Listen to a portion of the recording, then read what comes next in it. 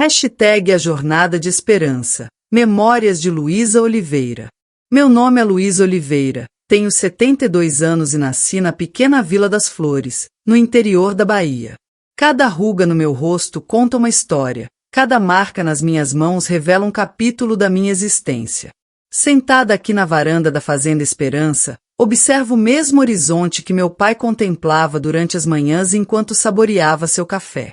O assoalho de madeira ainda rende nos mesmos lugares. As tábuas do teto continuam com aquelas manchas de umidade que observava quando criança, deitada na rede durante as tardes quentes. O aroma da terra molhada após a chuva desperta lembranças, algumas doces como mel, outras amargas como café sem açúcar. Respiro profundamente o ar úmido que entra nos meus pulmões. É o mesmo ar, a mesma brisa, mas eu não sou mais aquela jovem de outrora. Os campos de café se estendem até onde meus olhos conseguem alcançar, fileiras e mais fileiras de verde intenso que brilham sob o sol. O terreiro está repleto de grãos e os trabalhadores movimentam-se com seus chapéus de palha, protegendo-se do calor enquanto as cigarras anunciam mais um dia quente. Agora tudo isso pertence a mim. Meu nome, Luísa Oliveira Santos, consta nos documentos oficiais. Minhas decisões moldam o destino desta terra, minhas palavras são respeitadas. Quem poderia imaginar? Quando fecho os olhos, ainda consigo enxergar aquela moça de 18 anos, com mãos trêmulas e coração partido.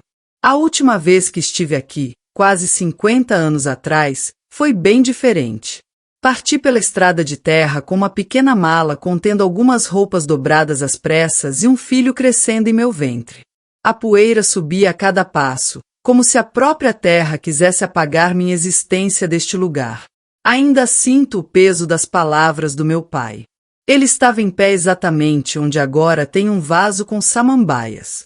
Seus olhos, pequenos e duros como pedras, me examinaram de cima a baixo antes de pronunciar: moça com filho e sem marido não é mais minha filha.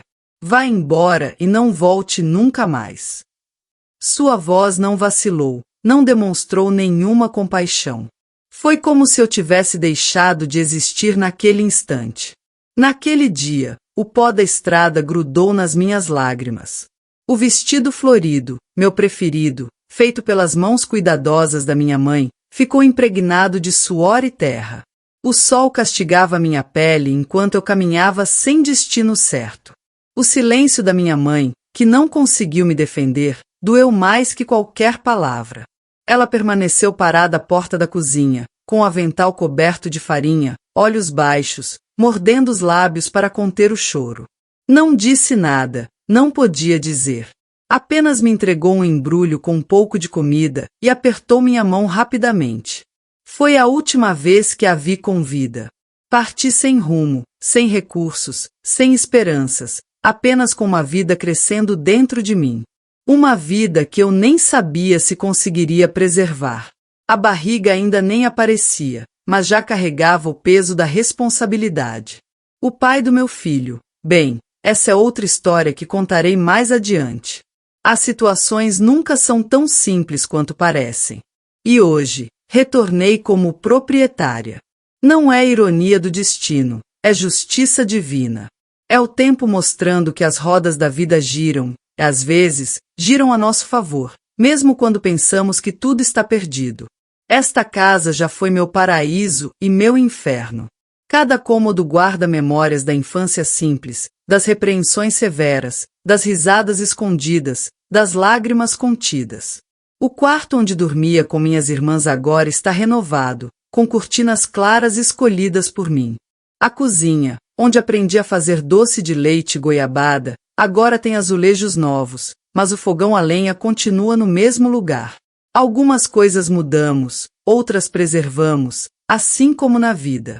Percebo os olhares curiosos dos trabalhadores mais antigos, aqueles que ainda se lembram da jovem de 18 anos que partiu em circunstâncias difíceis. Alguns desviam o olhar, outros conversam entre si quando passo. Seu Antônio, que já era capataz naquela época e ainda trabalha aqui, agora com cabelos brancos e costas curvadas, me observou ontem com uma mistura de respeito e espanto. No fundo dos seus olhos, vi a pergunta que ele não ousou fazer: Como conseguiu, Dona Luísa? As notícias correm rápido em cidades pequenas. Todos sabem que a filha que saiu retornou próspera, que comprou a terra do próprio pai quando ele perdeu tudo para o banco. Sabem que ele faleceu amargurado e com poucos recursos logo depois. Mas ninguém conhece o que aconteceu nesse intervalo.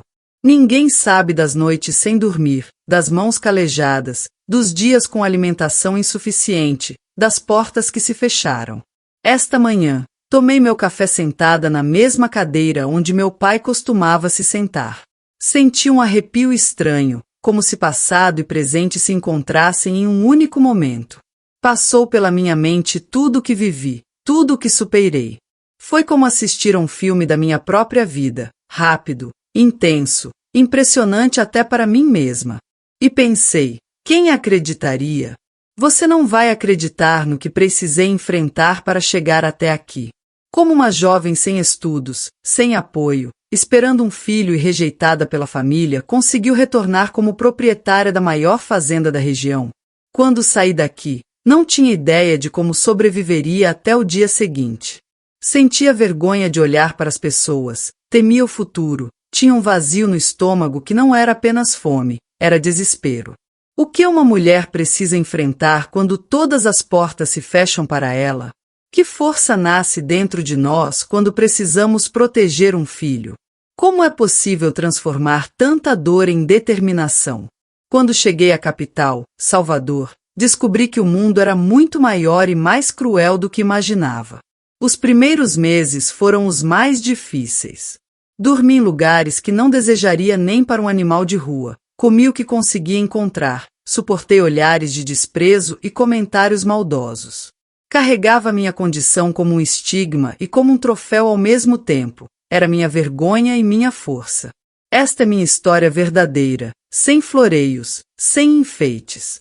Uma história de superação que muitas mulheres compreenderão profundamente, porque muitas de nós já sentimos o peso do julgamento, o abandono quando mais precisávamos de acolhimento, a dor de ser tratada como se não merecêssemos respeito. E também sentimos a alegria de erguer a cabeça novamente, de seguir em frente mesmo quando tudo parece impossível. Já perdi a conta de quantas vezes pensei em desistir, de quantas vezes olhei para o céu e perguntei, por quê, meu Deus? Por que tantos desafios?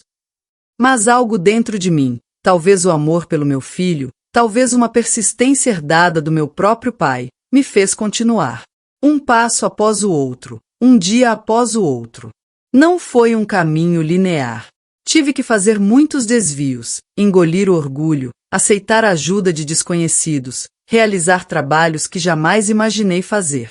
Limpei casas, cozinhei para outros, lavei roupas até minhas mãos ficarem machucadas. Aprendi ofícios, descobri talentos que nem sabia que possuía e, acima de tudo, descobri uma força dentro de mim que desconhecia. Durante todo esse tempo, guardei comigo uma chave antiga, a chave da porta dos fundos desta casa. Carreguei-a como um amuleto, como uma promessa silenciosa que fiz a mim mesma de que um dia retornaria. Não para pedir perdão, não para implorar aceitação, mas para mostrar que aquela jovem assustada havia se transformado em uma mulher forte. Esta chave ainda está aqui, no meu pescoço, pendurada neste cordão de ouro. Um lembrete constante da minha jornada. Quando o banco colocou a fazenda em leilão, depois que meu pai perdeu tudo em apostas e dívidas, eu já tinha condições de comprá-la. Tinha construído meu próprio negócio, educado meu filho, conquistado respeito. Foi como se a vida tivesse preparado esse momento especialmente para mim, um círculo que se fechava. O dia em que assinei os documentos de compra, senti uma mistura de tristeza e vitória. Não era vingança o que eu buscava, era justiça. Era provar para mim mesma, mais do que para qualquer pessoa, que eu tinha valor, que aquela sentença de que eu não merecia nada na vida estava equivocada. Se você gosta de histórias de superação como a minha, inscreva-se neste canal e continue assistindo. Você vai se emocionar, porque a vida pode ser dura, mas nós, mulheres, somos mais fortes do que imaginamos. Somos como bambus, podemos dobrar até quase tocar o chão, mas não quebramos, e quando nos erguemos novamente, estamos mais fortes do que antes. Mas para entender como cheguei até aqui, preciso voltar ao início. Preciso contar como era minha vida antes de tudo desmoronar. Como Vila das Flores, com suas ruas de terra e suas conversas, moldou a menina que fui. Como cresci sonhando com liberdade enquanto aprendi a obedecer sem questionar. E como um amor proibido mudou meu destino para sempre. Nasci numa madrugada chuvosa de abril de 1953. Minha mãe, Dona Teresa, sempre dizia que eu vinha ao mundo com pressa e barulho, aos gritos, como se já quisesse anunciar que não seria uma menina qualquer. Na época, Vila das Flores não passava de um aglomerado de casas ao redor de uma igreja e uma praça. Todo mundo conhecia todo mundo, e os segredos corriam mais rápido que a água do rio quando chovia forte. Nossa fazenda ficava a meia hora de charrete da cidade. Chamava-se Esperança porque meu avô, homem religioso, tinha erguido uma cruz de madeira no ponto mais alto da propriedade. Era uma terra boa, generosa. O café produzia com abundância, tínhamos pomar, horta, criação de galinhas e algumas cabeças de gado. Nunca passamos necessidade, mas também não éramos ricos como os Almeida, da fazenda vizinha, que tinham até automóvel. Meu pai, seu Manuel, era um homem de poucas palavras e muitas regras. Levantava antes do sol, com as galinhas ainda dormindo, e só descansava quando a noite já estava avançada. Esperava que todos na casa seguissem o mesmo ritmo. Trabalho é o que dignifica o homem e purifica a mulher, ele repetia como se fosse uma oração. Com mãos calejadas e pele curtida pelo sol, ele administrava nossa fazenda e nossa família com a mesma firmeza com que domava os animais, sem crueldade, mas sem dar espaço para desobediência. Mamãe era o oposto, suave como a brisa da tarde, com um sorriso tímido e mãos sempre ocupadas. Cozinhava como ninguém. Seu tempero era famoso na região. Quando fazia bolo de fubá ou cuscuz com leite, o aroma se espalhava pela casa inteira e atraía até os passarinhos para perto da janela da cozinha, ou pelo menos era o que eu acreditava quando criança. Éramos 5 irmãos, 3 meninas e 2 meninos. Eu havia voltado não apenas como proprietária, mas como uma mulher que completará seu círculo. A jovem assustada de 18 anos, expulsa com uma mala pequena e um filho no ventre, retornará como uma mulher forte, dona do seu destino. E essa, pensei enquanto voltávamos para casa com o sol poente no horizonte, era a maior vitória de todas. Às vezes a vida nos oferece momentos tão perfeitos que parecem saídos de um romance. Numa tarde de julho, aconteceu um desses momentos. Estava na varanda supervisionando a reforma do galpão quando vi um carro desconhecido subindo a estrada da fazenda. Uma senhora idosa desceu com dificuldade, apoiada num jovem que devia ser seu neto. Aproximei-me para recebê-los, pensando que fossem compradores interessados no café. "Posso ajudar?" perguntei, caminhando em sua direção. A senhora ergueu o rosto, e o tempo parou. Aqueles olhos, eu os conhecia como conhecia os meus próprios.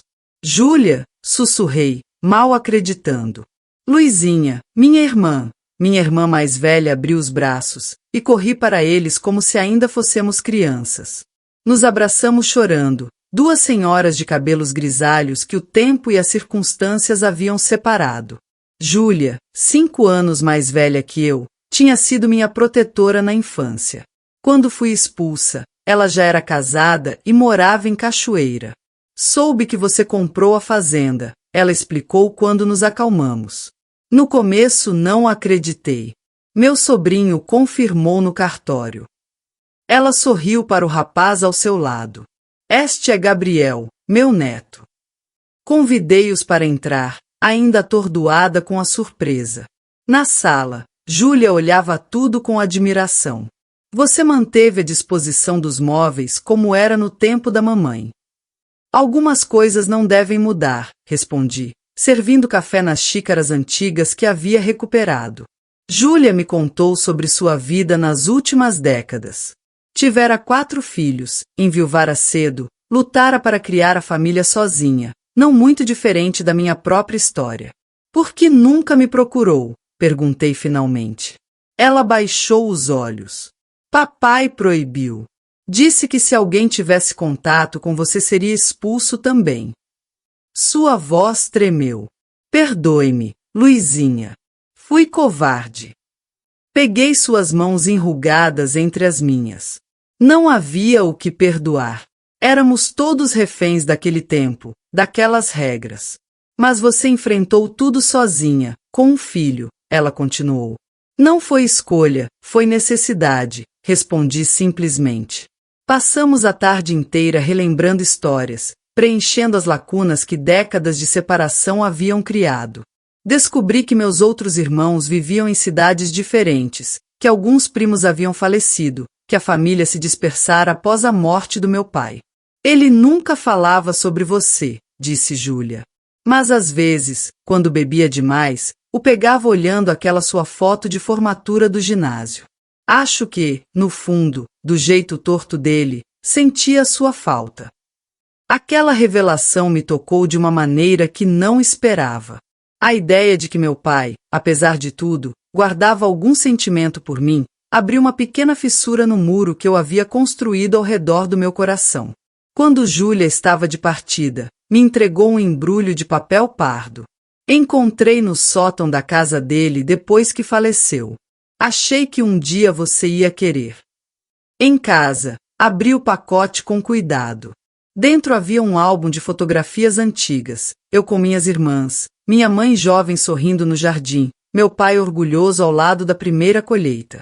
E, escondida entre as páginas, uma carta amarelada. A caligrafia trabalhosa era da minha mãe, datada uma semana antes de seu falecimento. Minha filha Luísa. Se esta carta chegar às suas mãos, é porque já não estou neste mundo. Quis o destino que nos separássemos daquela maneira cruel, e não passa um dia sem que eu me arrependa de não ter sido forte o suficiente para defendê-la. Espero que tenha encontrado paz e felicidade, que meu neto esteja crescendo saudável. Saiba que a amo com toda a força do meu coração, e que esse amor transcenderá até mesmo a morte. Sua mãe, que lhe pede perdão. As lágrimas embaçaram minha visão. Aquela carta nunca havia sido enviada. Talvez minha mãe não tivesse tido tempo, talvez não soubesse como me encontrar. Mas suas palavras, mesmo décadas depois, trouxeram um conforto que eu nem sabia que ainda precisava. Naquela noite, sentada na varanda sob as mesmas estrelas que iluminaram minha infância, senti uma paz profunda. O círculo começava realmente a se fechar. As feridas antigas, embora nunca completamente curadas, já não sangravam mais. Nos meses seguintes, recebi visitas de outros irmãos, sobrinhos que nunca havia conhecido, primos distantes. A notícia de que a filha que partiu não apenas retornará, mas prosperara, correu pela família espalhada. Alguns vinham por curiosidade, outros por genuíno desejo de reconexão. Recebia a todos com a mesma dignidade. A Fazenda Esperança, antissímbolo da minha expulsão, tornará-se agora um ponto de encontro, um lugar de reconciliação, não apenas com minha família, mas, sobretudo, comigo mesma. Numa manhã de domingo, após o almoço que reunia Rafael, Eduardo e alguns parentes recém-reencontrados, fui até o pequeno cemitério da família, nos fundos da propriedade. Ali estavam os túmulos dos meus avós, de minha mãe e, mais recentemente, de meu pai. Diante da sepultura dele, simples e sem adornos, me permiti um momento de reflexão. Não sentia mais raiva nem mágoa, apenas uma compreensão tardia de que ele também fora produto de seu tempo e suas circunstâncias. Descanse em paz, pai, murmurei. Estamos em paz agora. E assim, aos poucos, todas as peças do quebra-cabeça da minha vida foram se encaixando. A menina expulsa havia não apenas sobrevivido, havia triunfado, não por vingança ou ressentimento, mas pela pura força da determinação. Quando olho para trás agora, para a longa estrada que percorre, entendo que cada dificuldade, cada porta fechada, cada lágrima derramada teve seu propósito.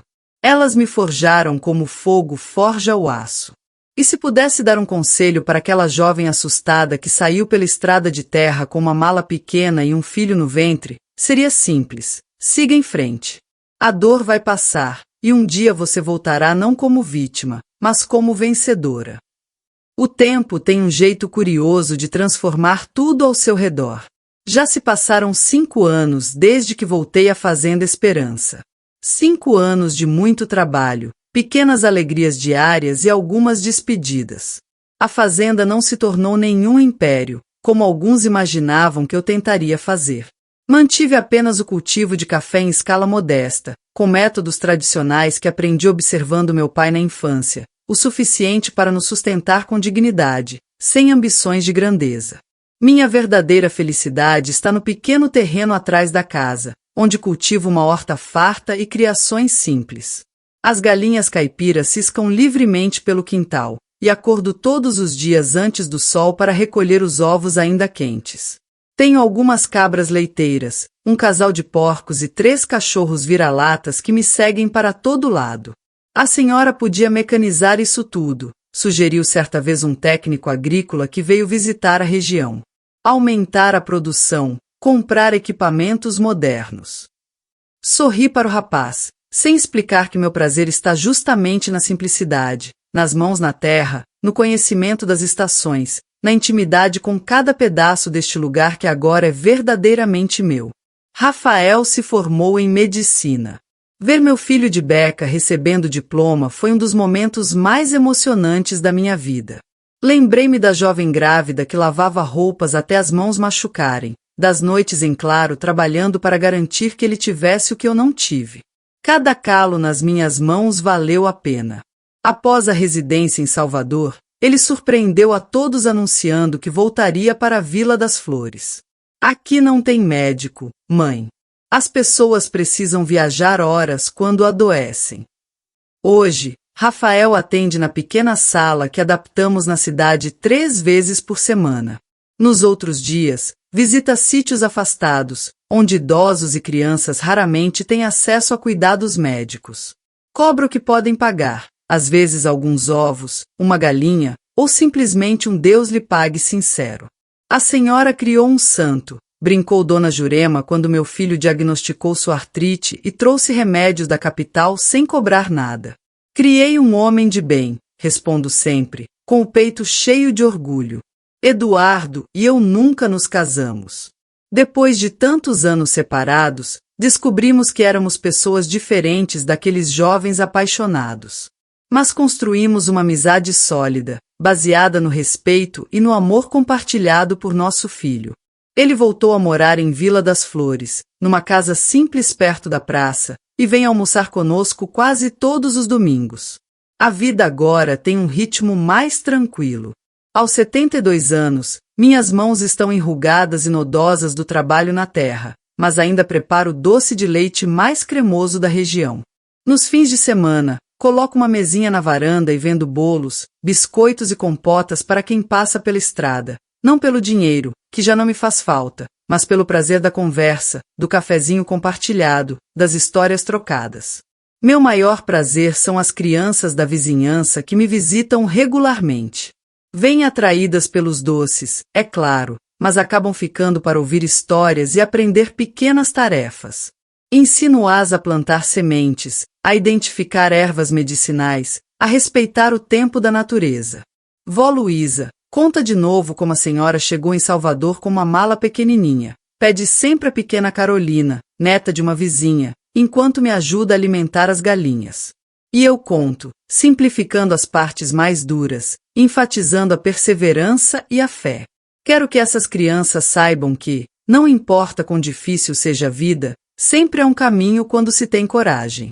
Uma tarde, enquanto ensinava a Carolina e outras crianças a fazer biscoitos de polvilho, a pequena me fez uma pergunta que ficou ecoando na minha cabeça. Vó Luísa, a senhora tá feliz agora? Olhei ao redor, para a cozinha simples mas limpa, para as mãos pequenas aprendendo que as minhas levaram décadas para dominar, para o quintal onde minhas galinhas ciscavam pacificamente. Através da janela, vi Rafael conversando com Eduardo sob a sombra da mangueira e, mais além, as suaves ondulações das colinas onde cresci, de onde fui expulsa e para onde voltei por meus próprios méritos. Sim, Carolina, respondi com toda sinceridade. Estou muito feliz.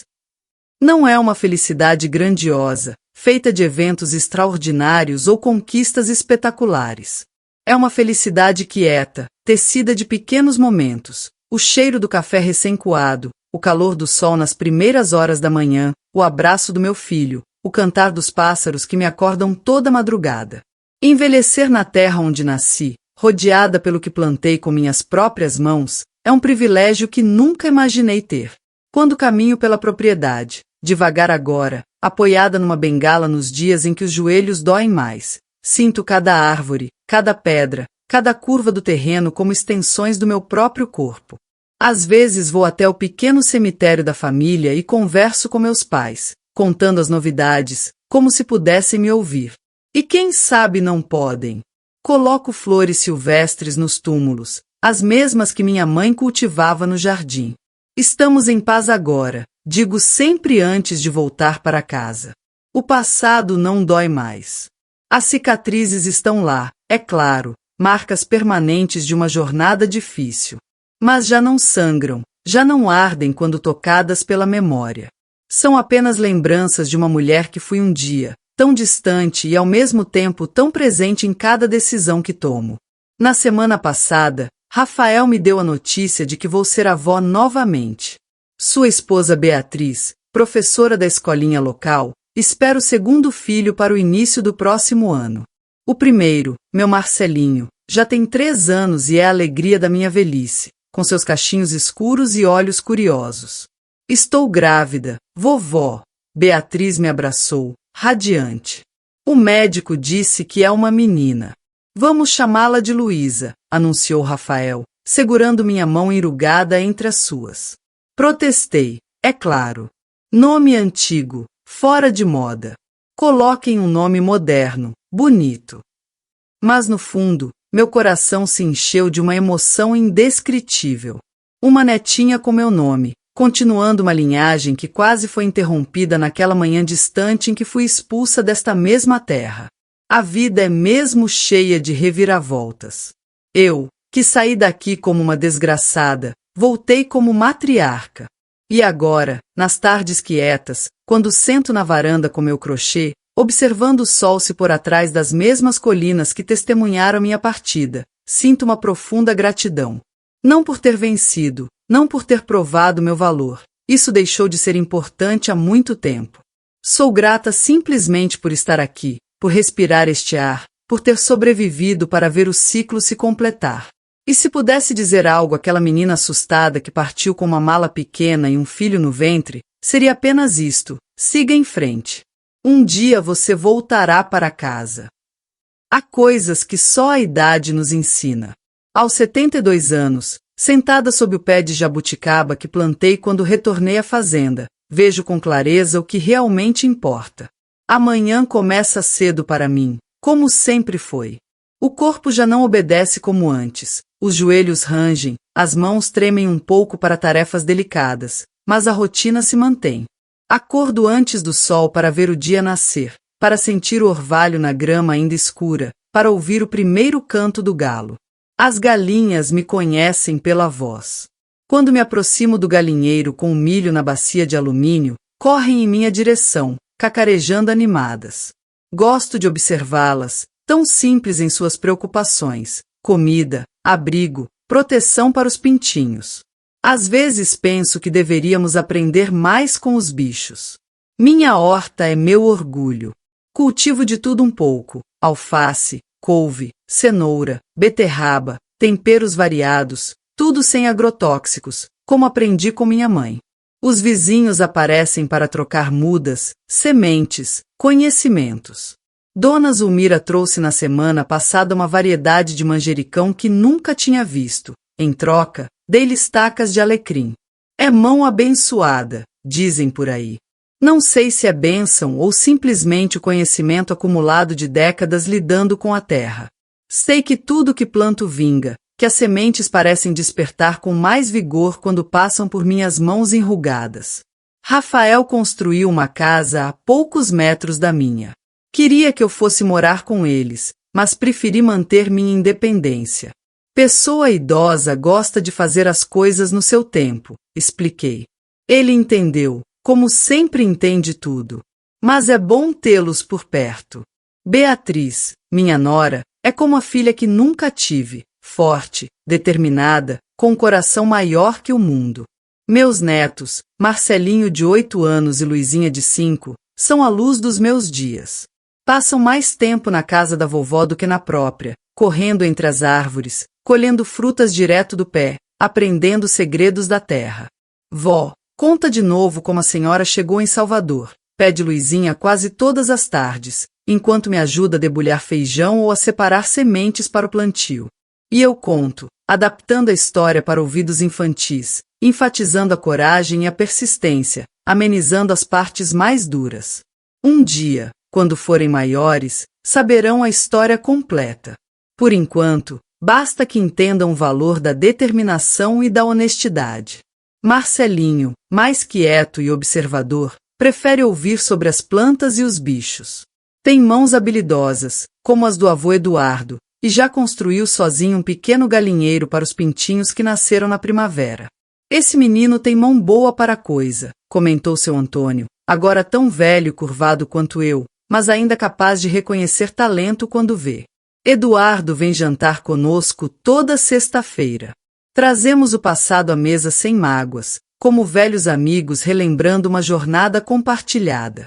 Ele também envelheceu bem, com cabelos completamente brancos e aquele mesmo sorriso que me conquistou tantos anos atrás. Quem diria, Luísa, que terminaríamos assim, ele comentou recentemente, enquanto observávamos nossos netos brincando no quintal. Deus escreve certo por linhas tortas, respondi, repetindo o ditado que minha mãe tanto gostava. E acredito nisso. Cada dor, cada desafio, cada porta fechada nos trouxe até aqui, imperfeitos, cicatrizados, mas completos à nossa maneira. A fama dos meus doces ultrapassou as fronteiras de Vila das Flores. Aos sábados, preparo bolos, biscoitos e compotas que Beatriz leva para vender na feira, não pelo dinheiro, que já não me faz tanta falta, mas pela alegria de ver minhas receitas apreciadas, de saber que alguma coisa de mim permanecerá quando eu partir. A senhora devia escrever um livro com essas receitas, sugeriu o professor novo da escola, um rapaz da capital que se encantou com meus biscoitos de polvilho. É patrimônio cultural, ri da ideia. Minhas receitas não têm medidas exatas nem tempos precisos, uma pitada disso, um tanto daquilo, o ponto certo que só a prática ensina. Mas venho ensinando a Beatriz e as meninas da vizinhança, passando adiante o conhecimento, como minha mãe fez comigo. Algumas pessoas da cidade ainda me olham com uma mistura de curiosidade e respeito. A menina expulsa que voltou como dona da fazenda, que criou um filho médico, que sobreviveu a tudo que a vida jogou em seu caminho. Sinto os olhares, mas já não me importo como antes. O que os outros pensam de mim deixou de ser importante há muito tempo. O que me importa é viver cada dia em paz comigo mesma, trabalhar na terra enquanto as forças permitirem, ver os netos crescerem, deixar alguma coisa boa para trás. No último domingo, após o almoço, Rafael me chamou para uma conversa séria. Preocupou-me ver seu semblante fechado, tão incomum nele. Mãe, andei pensando e queria transformar parte da fazenda numa clínica para atender a população rural da região. Um lugar onde médicos voluntários possam vir, onde possamos oferecer tratamentos que as pessoas daqui nunca tiveram acesso. Meu primeiro instinto foi de proteção, a terra pela qual lutei tanto. Mas olhando nos olhos do meu filho, vi algo que ia além da ambição pessoal ou do sucesso profissional. Vi o genuíno desejo de ajudar, de retribuir, de transformar. A senhora sempre me ensinou que devemos usar o que temos para fazer o bem, ele continuou. Tenho colegas em Salvador dispostos a vir alguns fins de semana por mês. Poderíamos começar pequeno, apenas o básico. Lembrei-me da jovem grávida que não tinha para onde ir, da jovem mãe que fazia qualquer trabalho para alimentar o filho. Quantas Luísas existem por aí, sem acesso ao mínimo de dignidade e cuidado? Use a parte perto do riacho, respondi finalmente. É plana, tem água boa, fica perto da estrada principal. O sorriso de Rafael iluminou a sala. Ali, naquele momento, senti que minha vida havia encontrado seu propósito maior. O sofrimento que passei não seria em vão se pudesse ajudar outros a sofrer menos. Agora, enquanto o sol se põe e as primeiras estrelas aparecem no céu, sento-me na varanda com meu crochê. Os sons da noite começam, grilos, sapos, o vento suave nas folhas das mangueiras, os mesmos sons que embalaram minha infância. Não sei quanto tempo ainda tenho nesta terra. Os anos pesam, o corpo dá sinais. Mas não tenho medo. Vivi o suficiente para ver o ciclo se completar, para entender que nada se perde realmente. A menina expulsa voltou para casa, não por vingança ou ostentação, mas para fechar um círculo, para curar feridas antigas, para plantar sementes que outros colherão. E quando chegar minha hora, quero ser enterrada no pequeno cemitério da família, ao lado dos meus pais. Não como um gesto de reconciliação tardia, isso já aconteceu há muito tempo, mas como afirmação final de pertencimento. Esta terra, que testemunhou minha dor, minha luta e meu retorno, guardará também meu corpo, transformando em nutrientes para novas plantas, novas flores, nova vida. Não existe fim mais perfeito para alguém que aprendeu o valor de um recomeço. Se essa história tocou seu coração, inscreva-se no canal e deixe seu comentário. Compartilhe com outras pessoas que possam se beneficiar dessa mensagem de esperança e perseverança. Lembre-se sempre, não importa quão difícil seja sua situação atual, não desista. O amanhã pode guardar surpresas maravilhosas para quem tem coragem de seguir em frente. Era do meio, nem a mais velha, com responsabilidades de adulto, nem a caçula, que recebia mimos. Cresci observando e aprendendo, tanto que me ensinavam quanto que tentavam esconder. Nossa casa era simples, mas espaçosa, de paredes grossas e janelas azuis. No verão, o calor era tanto que dormíamos no terreiro, olhando as estrelas. Minha mãe me ensinou os nomes das constelações e me contava histórias sobre cada uma delas. Olha ali, Luizinha, aquela é a Via Láctea. Dizem que é o caminho que as almas percorrem para chegar ao céu. Eu ficava imaginando como seria percorrer aquele caminho de luz. A rotina era a mesma dia após dia. De segunda a sábado, o trabalho de sol a sol. No domingo, missa na igrejinha de Vila das Flores, depois almoço especial e uma tarde de descanso. O único momento em que víamos meu pai relaxar um pouco, sentado na varanda, fumando seu cachimbo e ouvindo rádio. Às vezes, quando o programa tocava música sertaneja, ele até batia o pé no ritmo, discretamente, pensando que ninguém notava. Na escola, eu me destacava. A professora, Dona Clara, sempre dizia que eu tinha cabeça boa para os estudos. Aprendia rápido, lia tudo que caía nas minhas mãos, até os rótulos dos produtos que chegavam no armazém da cidade eu decorava. Sonhava em ser professora, talvez até ir para a capital estudar. Mas quando comentei isso com meu pai, ele riu daquele jeito que doía mais que um tapa. Para que estudar tanto? Mulher precisa saber cozinhar, costurar, cuidar de casa e de filho. O resto é bobagem, ele falava enquanto descascava uma laranja com canivete, sem nem me olhar nos olhos. Termine esse ginásio e pronto. Já é mais do que sua mãe teve. Mamãe não disse nada, só me olhou com aqueles olhos dela que falavam sem palavras. Era um olhar que misturava tristeza e resignação. Mais tarde, quando estávamos sozinhas na cozinha, ela passou a mão nos meus cabelos e sussurrou: "Não deixe seus sonhos morrerem dentro do peito, minha filha, mas também não os mostre para quem não sabe valorizar." Foi ali que aprendi a guardar meus desejos mais profundos como quem guarda moedas raras em uma caixinha escondida. Continuei estudando em silêncio, lendo escondido, alimentando aquela chama pequena mas persistente que ardia dentro de mim. Os dias se seguiam, marcados pelo trabalho e pelas estações. Na época da colheita do café, acordávamos ainda mais cedo. Era um tempo de muito serviço, mas também de alegria. Os trabalhadores cantavam enquanto colhiam, histórias eram contadas ao redor do fogo à noite, e às vezes até improvisavam uma festa com sanfona e viola. Aos 15 anos, eu já era considerada uma moça. Meu corpo mudou, ganhei formas que os rapazes notavam e que meu pai passou a vigiar com olhos de gavião. Moça direita não fica de prosa com qualquer um, ele dizia sempre que me via conversando com algum rapaz na saída da igreja. Foi nessa época que comecei a ajudar mais na cozinha com minha mãe. Ela me ensinou todos os segredos, como fazer o ponto certo da goiabada, como temperar a carne para que ficasse macia, como fazer sabão de cinzas. Mas, mais importante que isso, ela me ensinou sobre a vida, nas entrelinhas das nossas conversas, enquanto lavávamos louça ou colhíamos verduras na horta. A vida de mulher não é fácil, Luizinha, ela dizia baixinho, como se temesse que as paredes ouvissem. A gente vem ao mundo já com um peso nas costas. Mas isso não quer dizer que a gente não possa encontrar alegria no caminho. A alegria dela estava nas pequenas coisas, no canto dos pássaros pela manhã, nas flores que plantava em latas velhas ao redor da casa, nas histórias que contava para os netos, quando meus irmãos mais velhos começaram a ter filhos.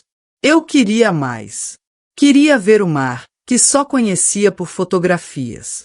Queria aprender coisas novas, conhecer lugares diferentes, ser dona do meu próprio destino. Às vezes, quando terminava todas as tarefas, subia até o alto da colina onde ficava a cruz que deu nome à fazenda, e ficava olhando o horizonte, imaginando que existiria além daqueles morros azulados. Foi num domingo de festa junina que conheci Eduardo. A praça da cidade estava enfeitada com bandeirinhas coloridas, havia uma fogueira grande no centro, e o cheiro de milho verde e pamonha enchia o ar. Ele não era dali, tinha vindo de Salvador para trabalhar na construção da nova escola. Alto, com pele morena e um sorriso que parecia iluminar tudo ao redor, Eduardo se destacava entre os outros rapazes. Quando nossos olhares se cruzaram pela primeira vez, senti algo estranho no peito, como se meu coração tivesse tropeçado e depois disparado a correr. Ele me convidou para dançar quadrilha e, mesmo com o olhar reprovador do meu pai à distância, aceitei. Suas mãos eram ásperas do trabalho, mas seu toque era gentil. Enquanto dançávamos, ele me contou sobre a capital, sobre o mar que tanto queria conhecer, sobre os estudos que havia feito. O mundo é grande demais para a gente passar a vida toda num só canto, ele disse, e aquelas palavras encontraram eco no meu coração. Começamos a nos encontrar escondidos. Na saída da missa, trocávamos bilhetes. Às quintas-feiras, quando ia à cidade com minha mãe para comprar mantimentos, dávamos um jeito de conversar por alguns minutos preciosos atrás do mercado ou perto do córrego. Ele me trazia livros emprestados, me contava histórias de lugares distantes, me fazia sonhar com uma vida além de Vila das Flores. Foi Eduardo quem me deu o primeiro beijo, no entardecer de setembro, atrás da capela abandonada nos arredores da cidade. Um beijo rápido, assustado, cheio de promessas não ditas. Um dia vou te levar daqui, ele prometeu. Vamos construir uma vida diferente. Você vai estudar, vai ser quem você quiser. Eu acreditei. Como não acreditar quando seu coração está transbordando de amor e esperança? Como não sonhar quando, pela primeira vez, alguém olha para você e enxerga não apenas a filha de seu Manuel, mas uma pessoa com desejos e sonhos próprios? Os meses passaram, e nosso amor cresceu como planta selvagem, forte, resistente, impossível de conter. Nos encontrávamos cada vez com mais frequência, correndo riscos cada vez maiores. A paixão nos tornava imprudentes. Achávamos que nosso amor era invencível, que nada poderia nos separar. Numa tarde de dezembro, quando o calor era quase insuportável, nos encontramos no velho celeiro abandonado da fazenda dos Almeida. O cheiro de feno seco e madeira antiga misturava-se com o aroma de jasmim que vinha do meu cabelo recém-lavado. Falamos sobre o futuro, sobre fugir juntos em março, quando ele terminaria o trabalho na escola e receberia o pagamento. Vamos para Salvador, ele dizia, traçando planos com os dedos no ar, como se desenhasse nosso destino. Tenho um primo que pode nos ajudar no começo. Você vai fazer o magistério, eu vou trabalhar na construção civil. Daqui a alguns anos, teremos nossa própria casa. Naquele dia, entre promessas sussurradas e beijos cada vez mais intensos, nos entregamos um ao outro completamente. Foi desajeitado, doloroso e, ao mesmo tempo, maravilhoso, como costuma ser a primeira vez. Nos amamos com a urgência de quem teme que o mundo acabe amanhã, sem pensar nas consequências. Eu tinha 18 anos e acreditava que o amor bastava para construir uma vida. Não sabia que aquele momento de entrega selaria meu destino de uma forma que jamais poderia imaginar. Na semana seguinte, Eduardo teve que viajar às pressas para Salvador. Sua mãe havia adoecido gravemente. Volto em 2 semanas, no máximo, ele prometeu, apertando minhas mãos entre as suas. Espere por mim. Quando eu voltar, falo com seu pai, faço tudo direito. Eu esperei. 1 semana, 2, 3. No início, recebi alguns recados através do ajudante do correio, que era amigo dele. Depois, o silêncio.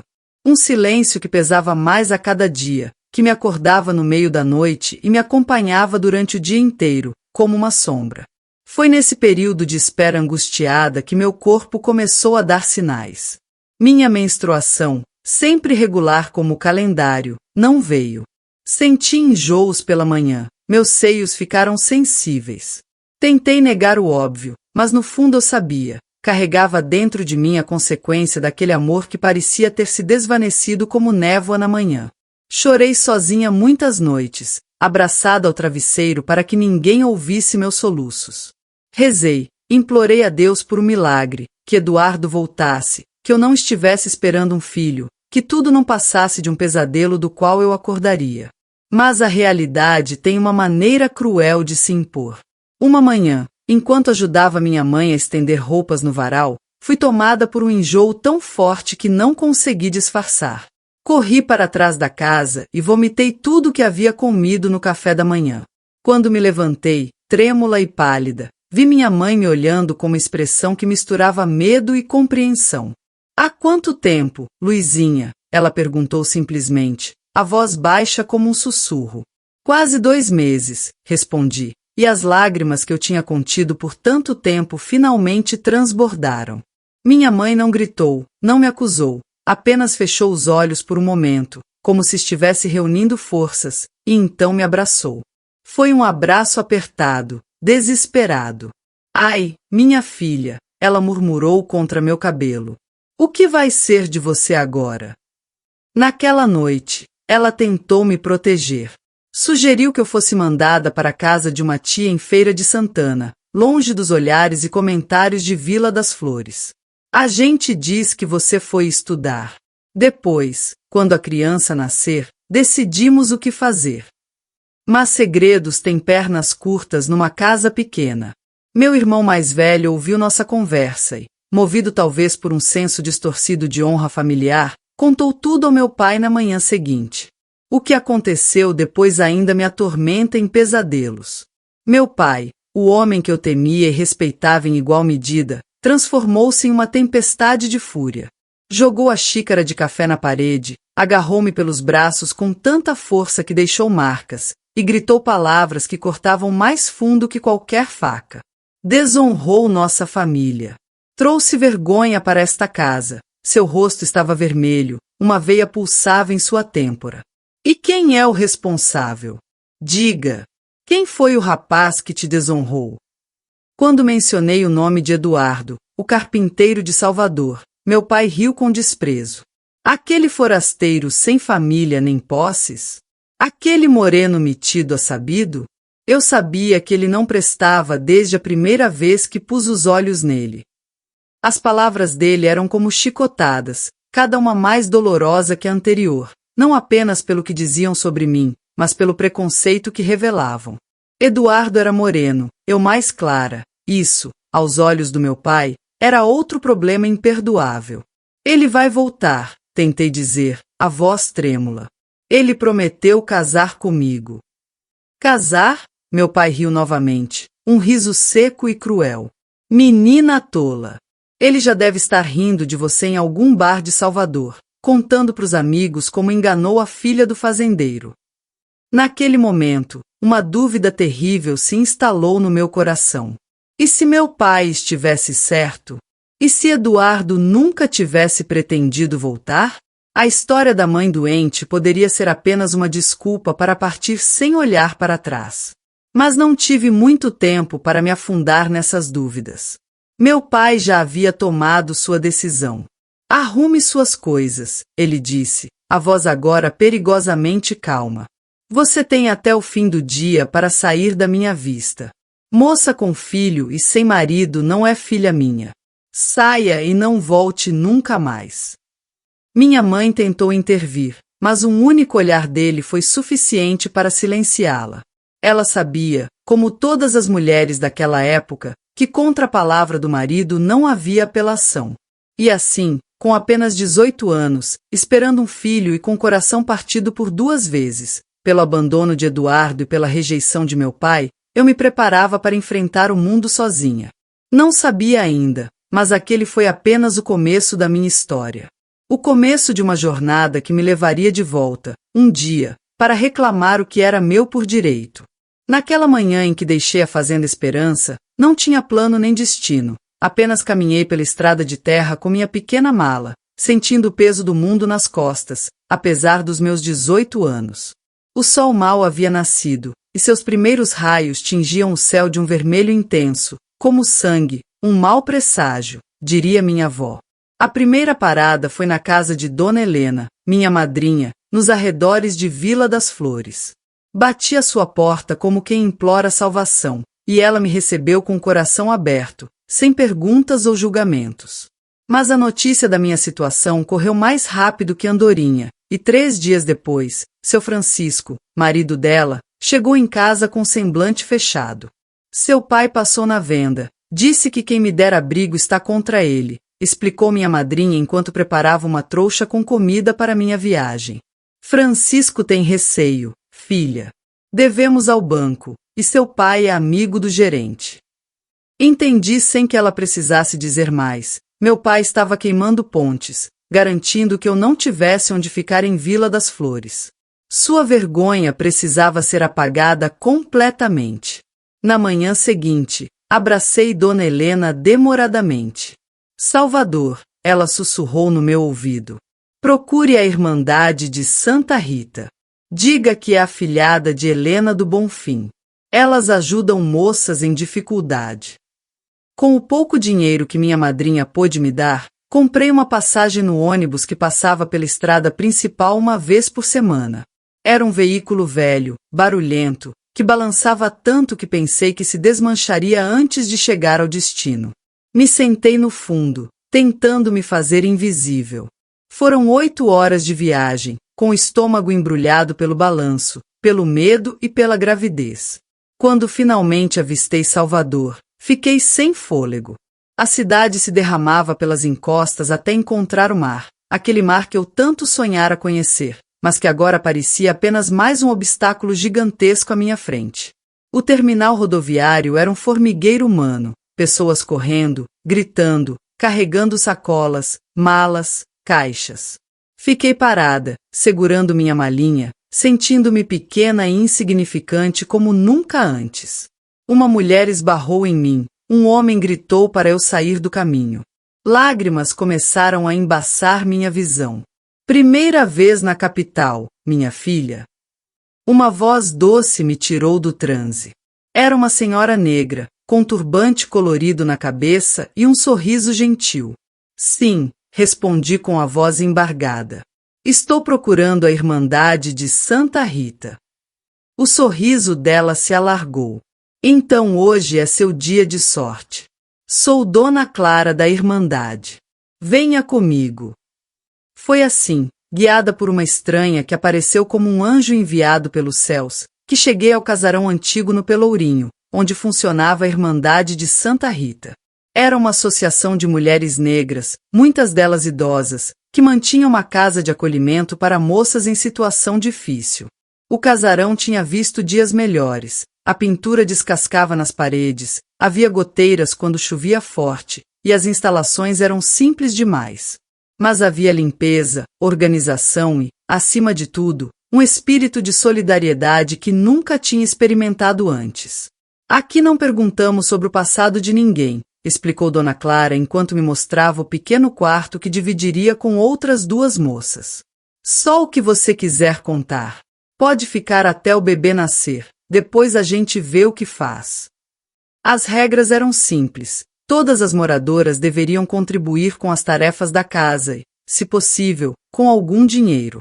As que sabiam algum ofício ensinavam às outras, e assim o conhecimento circulava como uma moeda valiosa entre nós. Aprendi a fazer doces para vender, usando as receitas que minha mãe me ensinara. Acrescentei meu próprio toque, e logo meus docinhos se tornaram os preferidos nas festas e eventos que a Irmandade organizava. Mas o dinheiro era pouco, mal dava para comprar o material básico para o bebê que crescia na minha barriga. Foi Mariana, uma das moças que morava lá há mais tempo, quem me conseguiu o primeiro emprego de verdade. Tem uma família no corredor da Vitória precisando de alguém para ajudar na cozinha. A patroa é exigente, mas paga direito. A patroa era Dona Eulina, esposa de um político importante, uma mulher magra, de nariz comprido e olhos perspicazes, que pareciam notar cada detalhe fora do lugar. Quando me viu grávida de quase 6 meses, franziu a testa.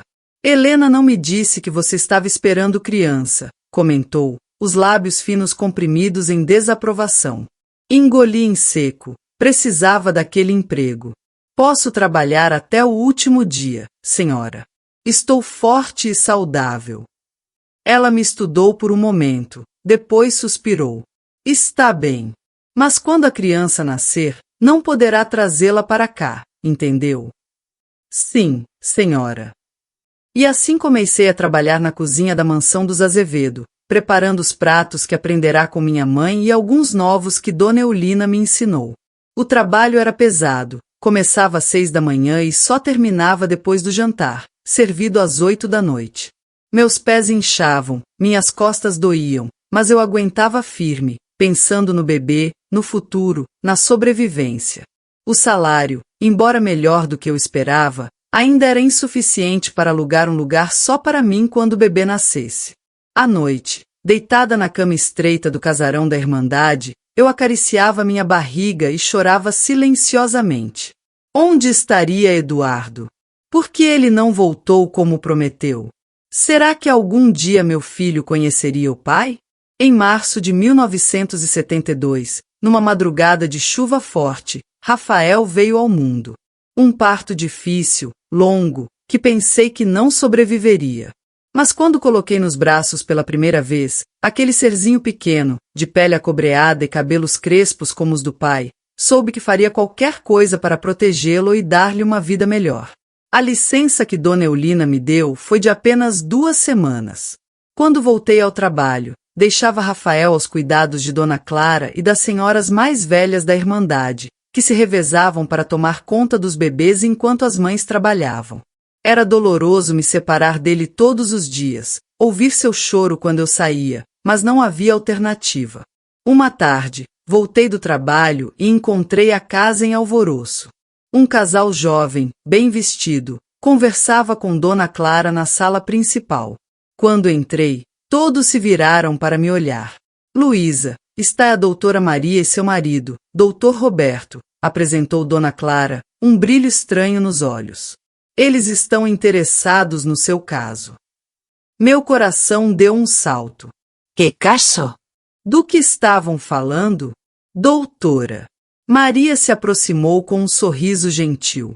Dona Clara nos contou sobre sua situação. Luísa. Somos advogados e trabalhamos com uma organização que ajuda mães solteiras a encontrarem soluções. A palavra pairou no ar como uma ameaça. Que tipo de soluções? Perguntei, sentindo um frio na espinha. Famílias de boa condição que desejam cuidar de crianças. Famílias que podem dar a seu filho oportunidades que você jamais poderia oferecer. Naquele momento, compreendi o que estava acontecendo.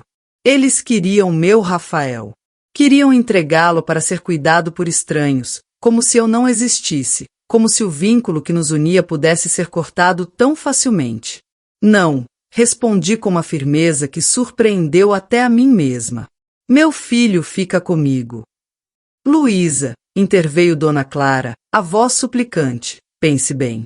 Você mal consegue sustentá-lo. Como vai educá-lo sozinha? Não importa como, mas vou, respondi, pegando Rafael no colo, sentindo seu corpinho quente contra o meu. Ele é meu filho, meu sangue. Ninguém vai tirá-lo de mim. O casal saiu desapontado, e percebi que não poderia ficar mais tempo na Irmandade. Não confiava mais em Dona Clara, não depois disso. Naquela mesma noite, arrumei minhas poucas coisas e saí sem me despedir. Com o dinheiro que havia economizado, aluguei um quarto minúsculo num cortiço no Pelourinho. Era um lugar úmido, com paredes mofadas e vizinhos barulhentos, mas era nosso, meu e de Rafael. Para economizar no aluguel, comecei a trabalhar como lavadeira nas horas vagas, além do emprego na casa dos Azevedo. Foram os anos mais duros da minha vida.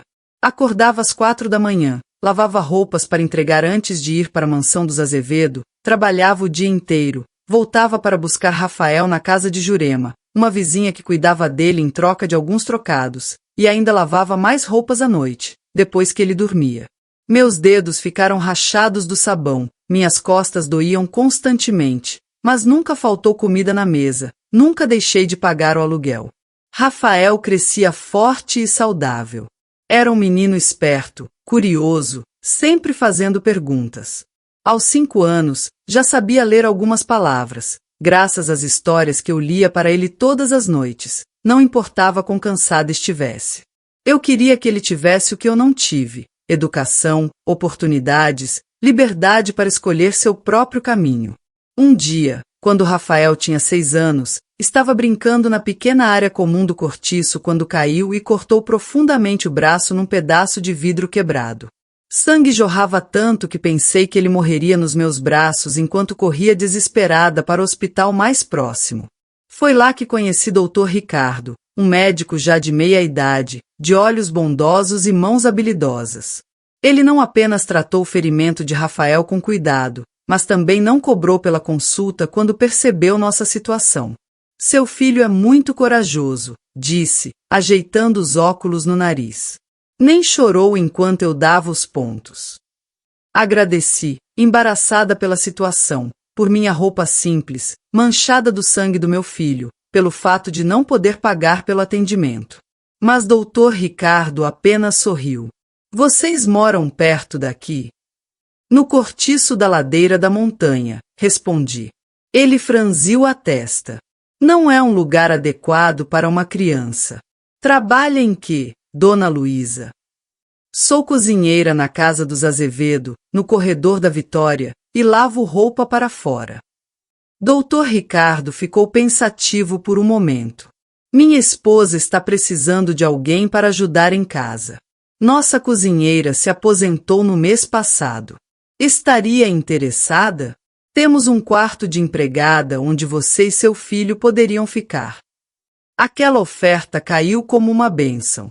Conversei com Dona Eulina, expliquei a situação e, para minha surpresa, ela não apenas me liberou como ainda deu boas referências ao Dr. Ricardo. Você é boa cozinheira, Luísa. Merece coisa melhor. A mudança para a casa do Dr. Ricardo e Dona Beatriz, no bairro da Graça, transformou nossas vidas. Pela primeira vez desde que saí da fazenda, tínhamos um teto decente sobre nossas cabeças, comida farta, e eu não precisava mais me sacrificar trabalhando em 2 ou 3 lugares. O quarto de empregada era simples, mas limpo e arejado, com uma pequena janela que dava para o quintal, onde cresciam pés de pitanga e acerola. Dona Beatriz, uma professora primária aposentada, se encantou com Rafael. Vendo o interesse do menino por livros e estudos, começou a dar-lhe aulas particulares. Este menino é brilhante, Luísa. Tem que estudar. Foi ela quem conseguiu uma vaga para Rafael numa escola particular onde os filhos dos amigos dela estudavam, uma bolsa de estudos parcial, que complementávamos com meu salário. Meu filho usando uniforme de escola particular, aprendendo inglês, fazendo amigos de outra classe social. Cada conquista dele era como uma vitória pessoal para mim. À noite, quando ele me contava sobre o que havia aprendido, sobre os amigos novos, sobre os planos para o futuro, queria ser médico como o Dr. Ricardo, eu sentia um misto de orgulho e medo. Orgulho por ver aquela criança que eu havia protegido com unhas e dentes se tornando um ser humano incrível. Medo de que o mundo lá fora, com seus preconceitos e suas barreiras, tentasse derrubar meu filho como quase fez comigo. Naquela época, comecei a fazer doces finos para vender nas festas e eventos da alta sociedade de Salvador, casamentos, aniversários, batizados. Meus doces sempre eram elogiados, e as encomendas começaram a aumentar. Dona Beatriz me incentivou a fazer um curso de culinária avançada, e Dr. Ricardo me emprestou dinheiro para comprar os primeiros equipamentos. Montei minha pequena cozinha industrial nos fundos da casa deles, com sua permissão. Trabalhava durante o dia como empregada doméstica. À noite, nos fins de semana, me dedicava ao meu próprio negócio. Foram anos de muito trabalho, pouco sono, muita persistência, mas cada centavo que ganhava ia para a poupança que abri para a faculdade de Rafael. O tempo passou mais rápido do que eu podia imaginar. Quando dei por mim, Rafael estava se formando no ensino médio como um dos melhores alunos. Aos 17 anos, já era mais alto que eu, com os ombros largos do pai e o mesmo sorriso que iluminava o ambiente. Mas tinha minha determinação, minha garra. Passei em medicina, mãe, ele anunciou numa tarde de janeiro, segurando o jornal com a lista dos aprovados no vestibular da Universidade Federal da Bahia. Em 5º lugar. Não consegui dizer nada, apenas chorei abraçada ao meu filho, o menino que quase me tiraram, pelo qual lutei contra o mundo inteiro. Dr. Ricardo e Dona Beatriz, que haviam se tornado uma espécie de família para nós, comemoraram conosco, orgulhosos como avós. Seu pai estaria orgulhoso, disse a Rafael naquela noite, quando estávamos sozinhos. Ele me olhou sério. Já tínhamos conversado sobre Eduardo muitas vezes ao longo dos anos. Rafael sabia que o pai não sabia de sua existência, que tínhamos sido separados por circunstâncias além do nosso controle. Você nunca tentou procurá-lo? Balancei a cabeça. Não saberia por onde começar. Salvador é grande demais. Mas a verdade era que tinha medo. Medo de descobrir que Eduardo tinha seguido com sua vida, formado outra família. Ou pior, que tinha me abandonado conscientemente, que a história da mãe doente não passará de uma desculpa para partir. Preferia viver com a dúvida do que enfrentar uma certeza dolorosa. Aquele ano marcou o início de uma nova fase na minha vida. Meu negócio de doces finos estava prosperando, com encomendas de toda a cidade. Contratei 2 ajudantes, aluguei um espaço comercial e sonhava em abrir minha própria confeitaria. Rafael iniciou a faculdade de medicina, vivendo seus próprios sonhos. E foi então, quando tudo parecia finalmente no lugar, que o passado voltou para me encontrar, na forma de uma notícia no jornal que Rafael trouxe para casa um dia. Fazenda Esperança vai a leilão após falência do proprietário. A foto mostrava a casa onde nasci, onde cresci, de onde fui expulsa há tanto tempo. E algo dentro de mim, algo que esteve adormecido por anos, despertou com uma força avassaladora. A notícia sobre a Fazenda Esperança ficou martelando na minha cabeça por dias. Era como se o destino me chamasse, me cutucando, dizendo: "Olha só, Luísa, está vendo? A roda girou." Rafael percebeu minha inquietação.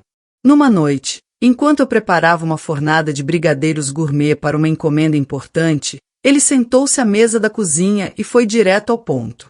"Mãe, você está pensando em comprar aquela fazenda, não está?" Parei de mexer o chocolate e olhei para meu filho. Aos 19 anos, ele já tinha os olhos de quem enxerga além das aparências. "Seria loucura, não seria?" Respondi com outra pergunta. "Uma mulher sozinha administrando uma fazenda daquele tamanho." "Você nunca teve medo de desafios," ele sorriu. "E não estaria sozinha. Eu estaria com você." Aquelas palavras mexeram comigo. Meu filho, que nasceu em meio a tantas dificuldades, agora me oferecia apoio para enfrentar o passado. Que ironia do destino! "Tenho economias," murmurei, quase para mim mesma. "O negócio vai bem. Talvez, se eu conseguir um empréstimo." Uma semana depois, eu estava no banco, falando com o gerente sobre financiamento rural. 2 semanas depois, Viajei para a Vila das Flores pela primeira vez em quase 20 anos, para conhecer o estado atual da fazenda e participar da visita dos interessados antes do leilão. A cidade quase não havia mudado, as mesmas ruas estreitas, a mesma igreja na praça central, os mesmos olhares curiosos para uma forasteira bem vestida que chegava de carro próprio. Ninguém me reconheceu, ou fingiram não reconhecer. Dirigi até a fazenda com o coração aos pulos. A estrada de terra, agora mais larga, serpenteava entre as mesmas colinas que embalaram minha infância. Quando avistei a casa grande no alto do morro, com a mesma varanda e as mesmas janelas azuis, algo se quebrou dentro de mim. Lágrimas que eu nem sabia que estava segurando rolaram pelo meu rosto. O corretor que me acompanhava, um homem jovem demais para se lembrar da história da filha expulsa de seu Manuel, falava sobre produtividade, benfeitorias, vantagens do negócio. Eu mal ouvia, estava mergulhada nas memórias que cada canto daquela propriedade despertava. A casa estava maltratada, pintura descascada, assoalho com tábuas soltas, janelas quebradas. O jardim onde minha mãe cultivava suas flores estava tomado pelo mato. O pomar, antes tão abundante, tinha apenas algumas árvores resistentes. Os pés de café, a principal fonte de renda da fazenda, pareciam negligenciados há anos.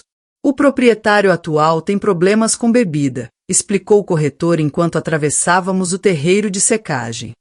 Desde que a esposa faleceu, a coisa desandou. O banco já perdeu a paciência. E os trabalhadores? Perguntei. A maioria foi embora. Só ficaram alguns mais velhos, por falta de opção. Aliás, ali vem um deles. Um homem de cabelos brancos, corpo magro e curvado pelo tempo, vinha em nossa direção. Quando se aproximou, meu coração deu um salto. Era seu Antônio, o antigo capataz que já trabalhava para meu pai quando eu era criança. Nossos olhos se encontraram e, por um instante, vi o reconhecimento passar pelo seu rosto enrugado. Ele parou, indeciso, como se tivesse visto um fantasma. Dona Luísa, a voz dele era trêmula, quase um sussurro. O corretor olhou surpreso de um para o outro. Vocês se conhecem? Sim, respondi simplesmente. De muito tempo atrás. Depois da visita, voltei à cidade e me hospedei na única pousada local. À noite, para minha surpresa, seu Antônio apareceu, querendo conversar. Sentamos na pequena varanda da pousada, 2 copos de café entre nós. A senhora voltou para comprar a fazenda, ele disse. Não era uma pergunta. Estou pensando nisso. Ele assentiu, como se já soubesse. Seu pai não ia gostar nada disso. Meu pai está vivo? Perguntei, sentindo um aperto no peito. Não, senhora. Faleceu faz 5 anos. Bebeu até o fim. Depois que perdeu a fazenda pro banco, se afundou de vez na bebida. Senti um misto de alívio e tristeza. Nunca desejei a morte do meu pai. Apesar de tudo, no fundo ainda guardava a memória do homem que me ensinara a montar a cavalo, que às vezes cantarolava enquanto trabalhava no campo. E meus irmãos? Espalhados por aí. Seu Manuel brigou com todo mundo antes de morrer. Tinha um gênio difícil, a senhora sabe. Ficamos em silêncio por um momento, cada um perdido em seus próprios pensamentos. A senhora se deu bem na vida, ele comentou finalmente, olhando para minhas roupas, para o carro estacionado na frente da pousada. Trabalhei muito, seu Antônio. Deus sabe o quanto. E o menino? O que nasceu? É um homem agora. Está estudando medicina em Salvador. O velho capataz sorriu, revelando a falta de alguns dentes. Quem diria, hein? A filha que foi expulsa voltando para comprar a terra do pai. É de se ver para crer. 3 dias depois, no leilão realizado na sede do banco em Feira de Santana, dei o lance final que me tornou proprietária da Fazenda Esperança. Assinei os papéis com uma mistura de emoções tão intensas que mal conseguia segurar a caneta. Não era apenas uma propriedade que eu estava adquirindo, Era minha própria história, meu passado, minhas raízes. Quando voltei a Salvador, Rafael me esperava ansioso. E então, é nossa. É nossa, respondi, ainda não acreditando totalmente. Ele me abraçou forte. E senti seu coração batendo contra o meu. Você conseguiu, mãe. Voltou pela porta da frente. Nos meses seguintes, organizei tudo para a mudança. Vendi meu apartamento em Salvador, passei o negócio de doces para minhas sócias mais jovens, mantendo apenas uma participação nos lucros. Rafael continuaria estudando na capital, vindo para a fazenda nos fins de semana e férias. A restauração da casa grande foi o primeiro passo. Contrati pedreiros, carpinteiros, pintores. Queria preservar a estrutura original, as memórias boas, mas eliminar os vestígios de abandono e tristeza. Pintei as paredes de cores claras, consertei o telhado, restaurei o assoalho de madeira nobre. O jardim replantei com as mesmas flores que minha mãe cultivava. O pomar ganhou novas árvores frutíferas. Para a plantação de café, contratei um agrônomo. A terra era boa, precisava apenas de cuidados, adubação adequada, técnicas modernas. Mantive os trabalhadores antigos, como seu Antônio, mas contratei também gente nova, jovens da região que precisavam de trabalho. Em poucos meses, a Fazenda Esperança começou a mostrar sinais de renascimento. O verde voltou a dominar as encostas, o cheiro de café fresco enchia o ar durante a colheita, as galinhas ciscavam livremente pelo terreiro. Numa tarde de domingo, sentada na varanda restaurada, observando o sol se pôr atrás das colinas, tive a certeza de que havia feito a escolha certa. Esta terra, que testemunhou minha dor e minha expulsão, agora testemunhava meu retorno vitorioso, não como um ato de vingança, mas como um acerto de contas com o passado. Gosto de ver você assim, mãe, disse Rafael, sentando-se ao meu lado. Parece mais completa. Sorri para meu filho, este homem que havia se tornado meu maior orgulho. Passei tanto tempo fugindo do passado que nunca imaginei que encontraria paz ao enfrentá-lo.